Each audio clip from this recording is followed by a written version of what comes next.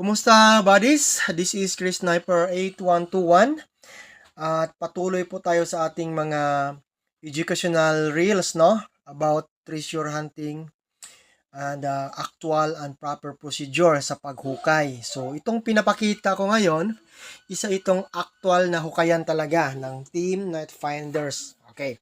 So makikita natin buddies ang 5 feet by 5 feet na opening na shaft. Yan, kwadrado talaga. Okay, tingnan natin. Sa ilalim, ayan, dalawang tao nang tumitira. Ang isa nag-jackhammer, ang isa nagkuha ng marking. Then, may may water pump tayo. Kasi may tubig na pinupull out. Diba? Mas safety. Then, mas madali ang trabaho kasi vertical shafting eh. After remapping, ito nang ginawa. So, that is the purpose of sa remapping.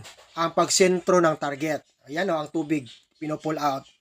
So, ang napaganda nito buddies, kitang-kita ang trabaho sa ilalim ng watcher sa taas. So, pag may mga delikado, may poison trap, o anything, madali maka-exit ang digger sa ilalim. So, ngayon buddies, tingnan natin, yan.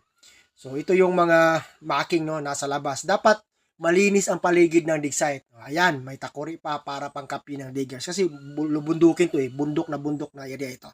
Okay, so ganyan buddies, ang mga safety procedure natin sa digging. Thank you for watching and bansay buddies.